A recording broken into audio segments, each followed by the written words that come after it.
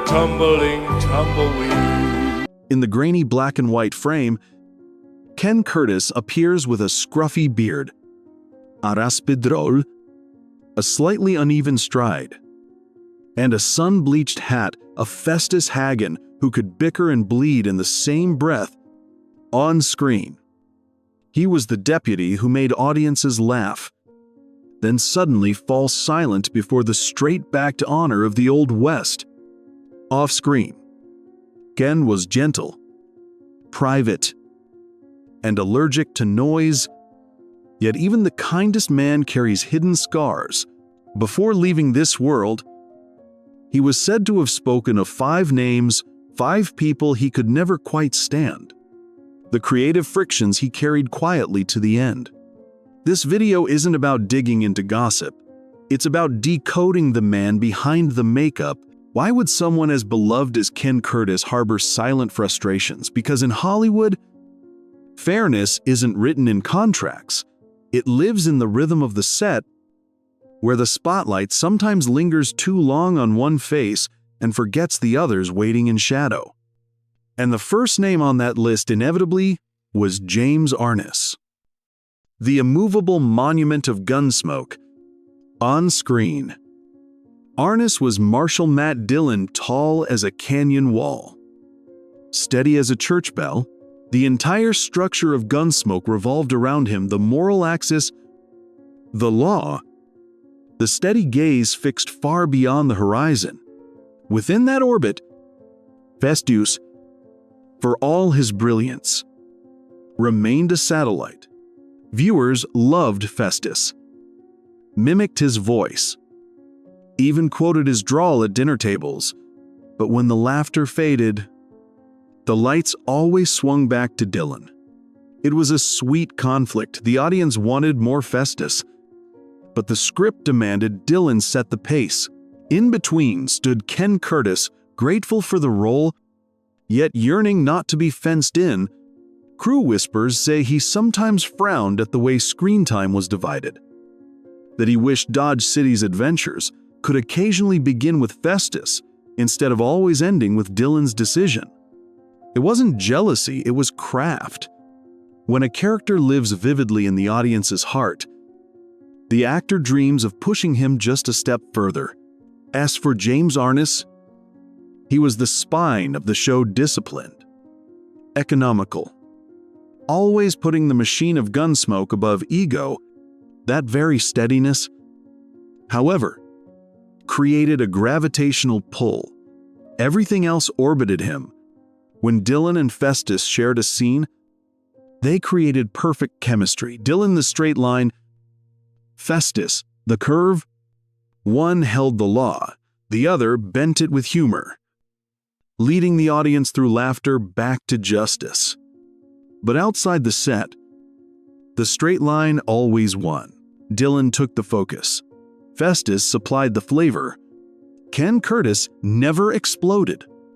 Instead, he doubled down on truth. He added half a heartbeat more humanity into every scene. The awkwardness, the insecurity, the quiet pride of a man who knows he's lesser in rank but equal in soul. That subtle artistry made their duo unforgettable. Yet artistry couldn't change hierarchy. Every camera angle, every edit, every lingering close-up reflected the weight of Dillon's centrality. So if Ken ever bristled at Arness, it wasn't the man, it was the system that revolved around him. The beauty is that none of it showed on screen. Whatever friction existed became electricity, fueling scenes with tension and warmth. Viewers saw only harmony: Dillon walking through the saloon door, Festus tossing out a dusty punchline, and the two of them pulling justice out of the mud together. Maybe that's why Ken Curtis never fought back. He just remembered. He understood that no light belongs to one man forever, but when it shines too long in one direction, the rest of the stage grows cold. Through humor and humanity, Festus thawed that coldness. Still, the wish to be seen a little more, that stayed with Ken until the end. For him, James Arness was both the mountain he leaned on and the mountain he had to climb. Climbing it was exhausting, but it was the honest fatigue of an artist who knew he still had more to give. If James Arness was the mountain of Gunsmoke, then Milburn Stone was the bedrock Doc Adams. The gruff healer whose raspy tone hit a deeply moral heart. He'd been there since day one. And by the time Ken Curtis arrived in the 1960s, the show already had its rhythm, its hierarchy, its quiet kingdom. Festus Haggen was the wind that blew through that order, a burst of humor and rural honesty. Viewers adored him instantly, forcing writers to expand his role. And that's when the subtle friction between Curtis and Stone began. They were two similar serious craftsmen, proud of their work, unwilling to compromise their instincts. Whenever the script shifted, sparks flew. Festus wouldn't say that it sounds fake. Ken might argue, "So you want Doc to just stand there and say nothing?" Stone would shoot back, "No tempers. Just pride, two men trying to protect the truth of their characters." Stone came from the old Hollywood discipline sets, run like boot camps. Ranks respected. Curtis came from the cowboy troubadour school music. Instinct. Flow. Stone saw rules. Curtis saw freedom. Between them stood that invisible fence called artistic difference. But that very tension gave life to their scenes. When Doc growled, "You're impossible, Festus," it rang with authenticity because it partly was real irritation wrapped in professional excellence. Years later, Curtis admitted his respect for Stone. "He taught me that respect on a set doesn't mean keeping quiet, it means fighting for what feels right." When Stone passed away in 1980, Ken reportedly called his family first. "Tell everyone, Doc's still healing folks inside my heart." That single line dissolved whatever friction had lingered. What was once competition became mutual legacy. Two craftsmen who, in their clash, gave Gunsmoke its pulse.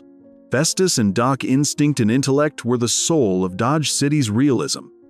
Their on-screen quarrels mirrored a deeper truth: art thrives on friction. Ken Curtis never truly hated Milburn Stone. He simply met, in Stone, the mirror of his own pride. And when pride meets respect, what remains is art that breathes. If Ken Curtis's disputes with fellow castmates were crosswinds, his tension with John Mantley, Gunsmoke's iron-fisted producer, was a true storm. In Hollywood, clashes between talent and executives are routine, but few dared to challenge Mantley. Known for his velvet glove made of steel, Mantley ran Gunsmoke like a regiment. Tight schedules, tighter budgets, no surprises. Curtis, meanwhile, was a man of instinct. He believed characters breathed best when freed from formulas.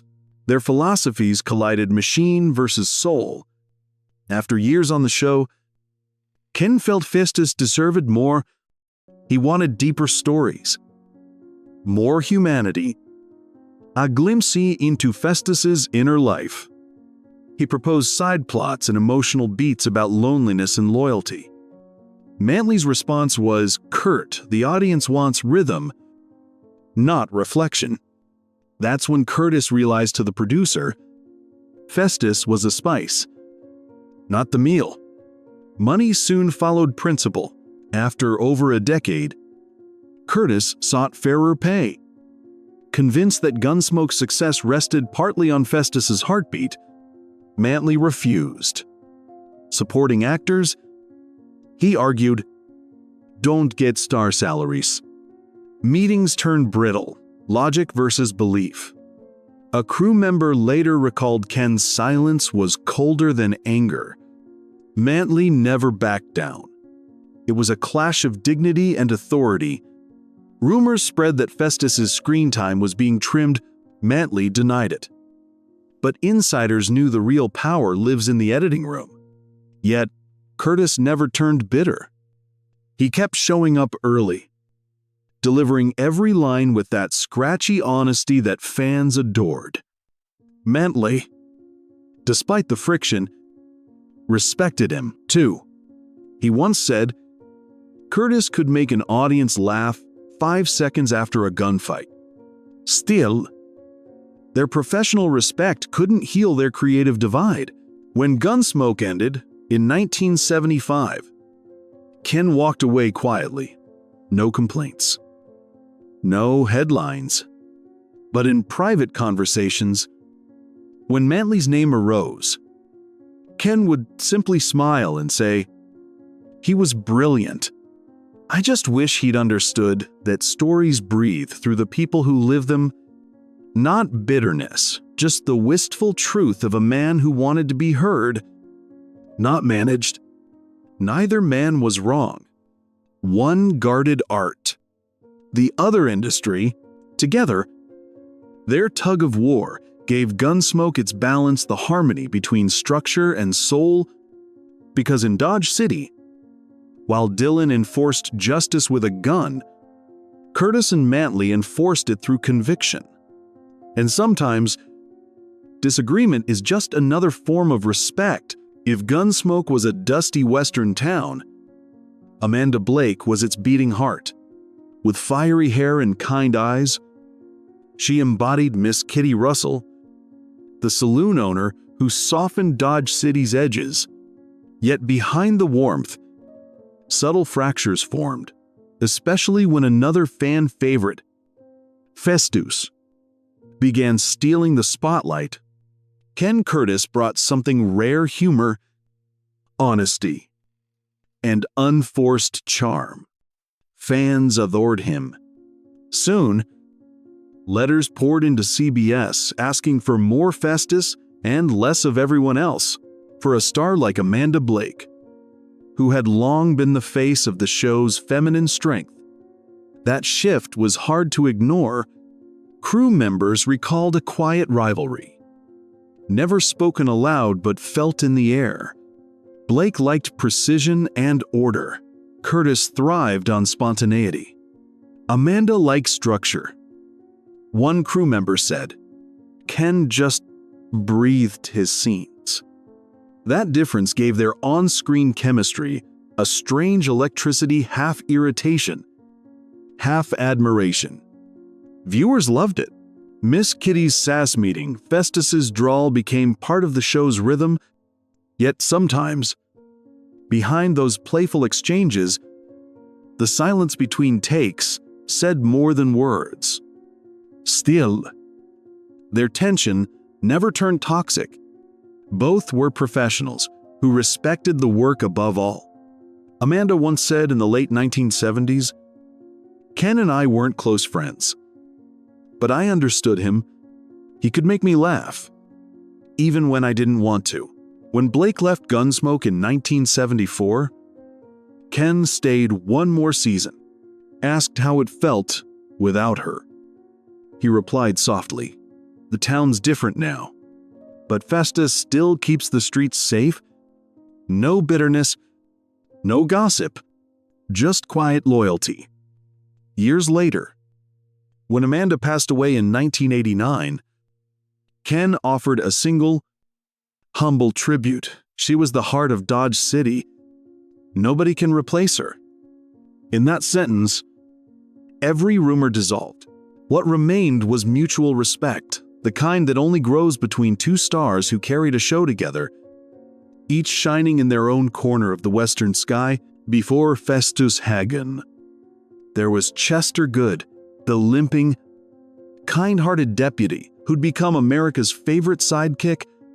Dennis Weaver made Chester unforgettable. His gentle humor and quiet dignity carried Gunsmoke through its earliest golden years.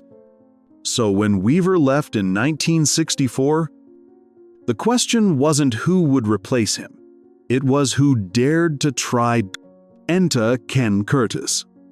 He didn't just inherit a role, he inherited a legacy. Festus couldn't imitate Chester. He had to reinvent the very idea of a deputy. Curtis made Festus raw, earthy, and wildly human. Viewers fell in love again. Yet the comparisons never stopped. Headlines asked Festus, louder.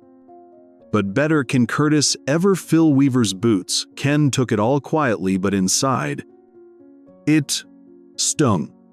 He didn't dislike Weaver. He respected him deeply. What he despised was the constant shadow of comparison. In a 1979 interview, Ken smiled thinly and said, "I'm not replacing Chester. I'm just riding my own horse down the same dusty road."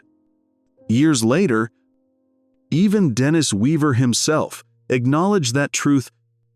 In 1980, he told reporters Ken did what few actors can do. He made his own legend. That comment touched Ken deeply. The two men who had once been seen as rivals were, in fact, two halves of the same story, one beginning, one continuation. When Weaver passed away in 2006, Ken, already in frail health, sent a brief note to a TV magazine. Chester and Festus weren't competitors. They were brothers of the same trail. That single line silenced decades of speculation. Ken Curtis never truly hated Dennis Weaver. He only hated the way Hollywood insists on measuring one artist against another. And by proving himself, Festus became timeless, a reminder that you don't have to be the first to become unforgettable. When the last Gunsmoke cleared and the final horses rode off into the sunset, Ken Curtis quietly stepped out of fame's glare. The world knew him as Festus Haggen, the scruffy deputy with a crooked grin, but few knew the man who lived beneath the hat. "I spent my whole life playing the man who helps others," he once said, "but sometimes I forgot to ask who could help me." After Gunsmoke ended in 1975, Curtis made a choice. Few stars would dare. He walked away at his peak. He refused most offers that came after, saying he'd rather be remembered as Festus than forgotten as someone else. Instead, he returned to music, the first dream he ever chased. He toured small-town fairs and Western gatherings across the Midwest, singing "Room Full of Roses" and "Ghostwriters in the Sky." No cameras. No fame, just him. A guitar. And the echo of the plains. Wherever he went, people didn't see a celebrity. They saw a memory come alive. By his side was Tori Irvin Connolly, his third wife and his peace after years of noise. They met in 1966.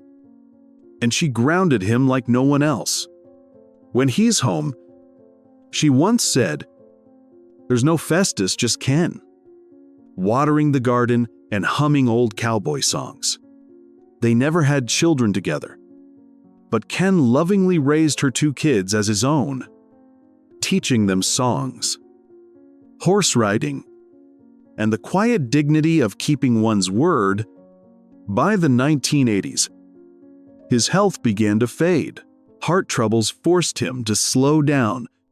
He stayed home more, often sitting on the porch watching sunsets over California fields, wearing the same weathered cowboy hat from his Gunsmoke days. A friend recalled he'd whistle "Ghost Riders" to the sky like he was calling to old friends. On April 28, 1991, Ken Curtis passed away peacefully in his sleep at 74.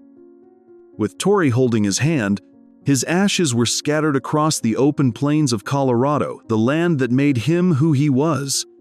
There were no grand memorials, no Hollywood spectacle. Just wind, grass, and silence. The kind of ending Festus would have loved. Don't let them cry. He'd said once, "Remember me by the laughter." And so they did. Some people leave quietly, and the world assumes it can move on. Then one day, A tune drifts through an old radio, Ghost Riders in the Sky, and suddenly, they're back. Gentle, familiar, undeniable. Ken Curtis was one of those souls.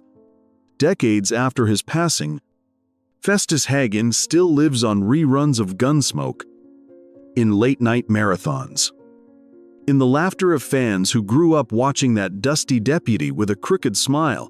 But those who truly knew Ken Curtis remember something deeper, not just the actor, but the man who made decency his trademark. Ken never chased fame or headlines. He wasn't built for Hollywood's vanity. He believed in two things: music and humanity. Whether he was singing on stage or acting before the camera, he had one goal: to make people feel at home. That's why his legacy endures. Festus wasn't just comic relief, he was heart. The loyal friend who stood by the lawmen when everyone else ran. The fool who turned out to be the wisest man in town. And in real life, Ken Curtis lived the same way: humble, loyal, and kind. James Arness once said Ken didn't just make the scenes better, he made the people around him better. After Ken's death, tributes poured in, not from studios, but from fans, ranchers, small-town sheriffs, and teachers, people who saw themselves in him. His ashes rest in the plains of Colorado, where the wind hums through the grass. No statue marks the spot. Only the open sky, exactly how he wanted it. If they still remember Festus's laugh, he once said, "Then I'm not gone at all." Today, his legacy lives in every old Western rerun and every smile sparked by a familiar voice. Ken Curtis proved that greatness isn't loud. It's gentle. It's steady. It's the kind of kindness that outlives fame. He wasn't just the sidekick of the West. He was its soul.